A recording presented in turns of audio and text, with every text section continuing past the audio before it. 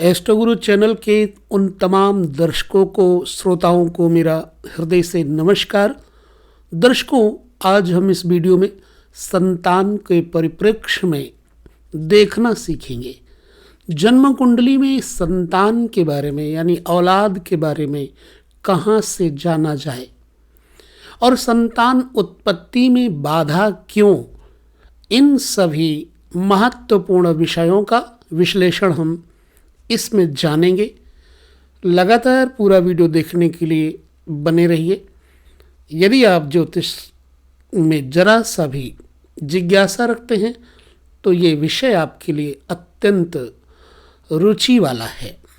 देखिए, प्रकृति के नियम के अनुसार शादी के बाद बच्चे का जन्म होना अत्यंत आवश्यक माना गया है और इसको जानने के लिए हम जन्म कुंडली के पंचम भाव या फिर पंचम भाव के कारक यानी पंचमेश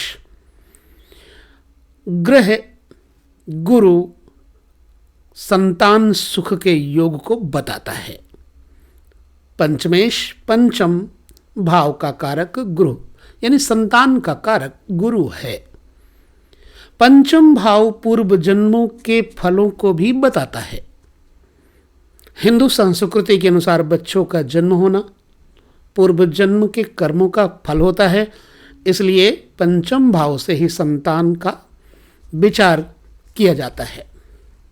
यदि किसी को संतान उत्पन्न करने में बाधा या देरी होती है तो ऐसा माना जाता है कि ये पितृदोष का दुष्परिणाम हो सकता है।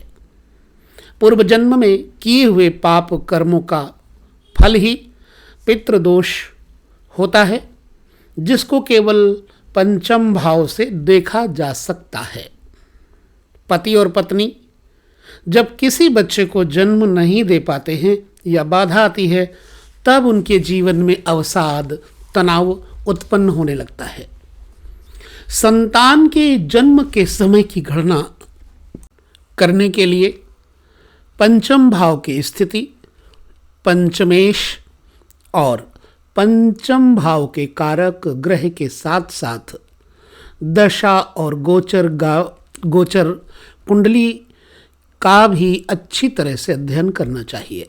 संतान सुख के लिए संबंधित वर्गीय कुंडली, जो कि सप्तम D7 चार्ट कहा जाता है, इसका भी अच्छी तरह से अध्ययन कर लेना चाहिए। तो इस वीडियो में हम संतान प्राप्त करने में बाधा, संतान के जन्म का समय जैसे शीर्षकों का समावेश करेंगे और इन्हीं समस्याओं पर विचार करेंगे। इसके साथ ही तमाम सारे विषय जैसे प्रेम जीवन, प्रेम सुख एवं प्रेम में सफलता का भी विचार इसी पंचम भाव से किया गया है। सारांशतः हम कह सकते हैं कि पंचम भाव ज्योतिष में एक बहुत महत्वपूर्ण भाव है, क्योंकि इससे जीवन के अत्यंत महत्वपूर्ण पहलुओं जैसे शिक्षा, बुद्धि, संतान, प्रेम, जीवन और पूर्व जन्म के पाप कर्म, पैतृक आशीर्वाद, मनोरंजन, समर्पण, लॉटरी सट्टा आदि का विचार करके लोगों को सही मार्गदर्शन दिया जा सकता है। जैसा कि आप देख रहे हैं, हमारे इस वीडियो में मेष लग्न का एक चार्ट मैंने लिया हुआ है। इसके मुताबिक पंचम भाव यहाँ 5 लिखा हुआ है।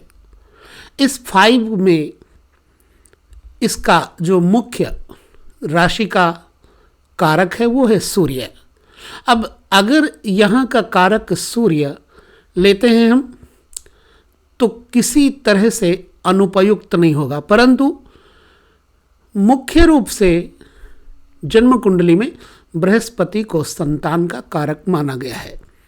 यदि बृहस्पति सही है आपकी जन्म कुंडली में तो आपकी संतान भी आपको सुख देने वाली सही मिलेगी। चलिए, तो पंचम भाव का विचार करना आवश्यक है। अतः पंचम भाव में स्थित ग्रह, उस पर ग्रहों की दृष्टि और इसमें स्थित ग्रहों की युति या भावेश की स्थिति और उस पर अशुभ या शुभ ग्रहों की स्थिति से संतान का विचार करना चाहिए। सो इस पर हम चर्चा करने के लिए आपके साथ तैयार हैं। देखिए, बहुत और कुछ समझने की जरूरत है। जैसे मंगल ग्रह की पंचम भाव में स्थिति क्या है, सूर्य की स्थिति क्या है, पंचम भाव में कारक ग्रह गुरु की स्थिति क्या है। अगर इनकी स्थिति अच्छी नहीं है तो आपके जीवन में संतान बाधा अवश्य उत्पन्न होगी। देखिए, मंगल और सूर्य गर्भपात का कारक ग्रह होता है, यह भी आपको हम बता देते हैं। तो हिंदू धर्म में जातक के संतान का जन्म महत्वपूर्ण है, इसलिए वैदिक शास्त्रों के अनुसार संतान का जन्म होना पंचम भाव से देखा जाता है और साथ ही संतान के जन्म के लिए नवम भाव का भी विचार किया जाता है, क्योंकि नवम भाव से इस जन्म के कर्मों का फल मालूम पड़ता है। वर्तमान के जन्म में हमने कौन कौन से कर्म किए हैं उसका परिणाम नवम हाउस देता है, 9th हाउस देता है। ठीक है। और पंचम भाव पूर्व जन्म के कर्मों का फल का कारक है। संतान होना वर्तमान और पूर्व जन्म के कर्मों का फल होता है। मेरे प्यारे भाइयों बहनों, एक पुरुष एक महिला को गर्भ धारण करने की कितनी शक्ति रखता है, यह सूर्य के बल पर निर्भर करता है। जन्म कुंडली में सूर्य के बल से पुरुष के बल को आंका जा सकता है और वीर्य की शक्ति को शुक्र के बल से आंका जा सकता है। इन दोनों का बड़ा महत्व है। हमारे जीवन में संतान देरी से उत्पन्न होने में कारण क्या है, चलिए इस विषय को समझते हैं। यदि पंचमेश यानी पांचवें घर का कारक, जैसे यहाँ सूरज है, पंचमेश छठे, आठवें और 12वें घर में अपनी नीच राशि में या शत्रु राशि में अथवा शत्रु राशि के साथ पीड़ित हो, जैसे कि यहाँ सूरज है। अब सूर्य के शत्रु ग्रह कौन से हैं? शुक्र है, मान लो राहु है, शनि है।